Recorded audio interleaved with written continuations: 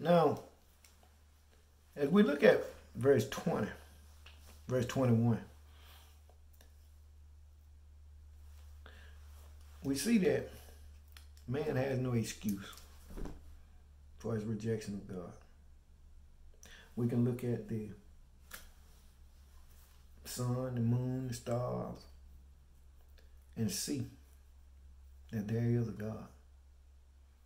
We can look at the wind that's blowing that we can't see, but we can see the effect of it. We can see the movement of trees. Even though we might can't see God, we ain't got no excuse. We know that there's a God. If you lay down and look up at the stars, how are they hanging up there? What's keeping them out there?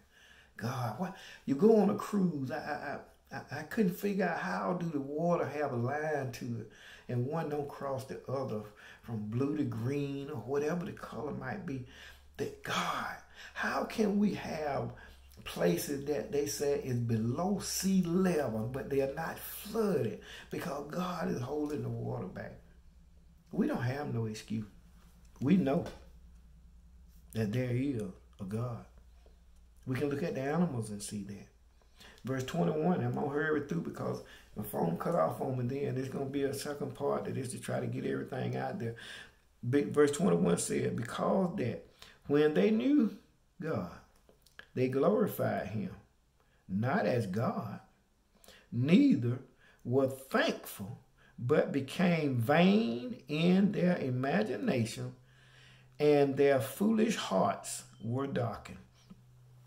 So when we look at verse 21 here, man don't glorify God anymore. Man don't worship God anymore. Man worship everything else except God. We don't obey nor serve God anymore. We say, oh, I try to do what's right. How can we try to do what's right when we don't even know right? It takes the word of God to teach us right from wrong.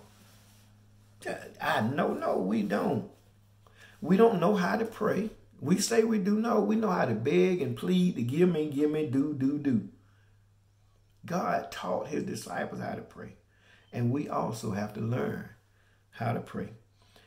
And verse 21, when he said, they neither were thankful, but became vain in their imagination. The word vain means empty or unsuccessful or senseless or worthless. Vain. Think about it. Our thoughts, because imagination means thoughts or reasoning, deliberation in our mind and coming to a conclusion. And our mind and imagination, our vain imagination had gotten to the point that the things that's important is not important anymore. And the things that's not important is important. You see, it's important to us who it is that playing football, basketball, baseball, hockey, golf, any sports. But why we're not excited about Christ?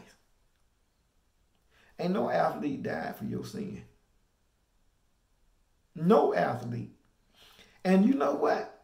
In case you don't know it, I don't believe it's an athlete out there that will die for you.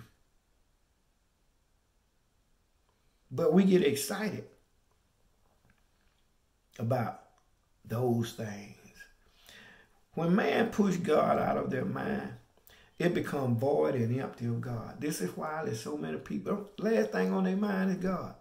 Why do you think people will go everywhere but the church? Matter of fact, I go to a game on Sunday instead of going to church. I go to a party on Sunday instead of going to church. I will watch the movies all night long before I pick up my Bible. Everything of the world, our vain imagination has gotten so caught up on the social media, who going with who marrying who, what they done said about me or what they said about somebody else. You should be worried about how God feel about you and what his word said. But guess what? We don't even know his word. We can tell you the stats of a player from the time he came out of high school, through college, and in the pro, but can't tell you Jesus wept. Is something wrong with the picture?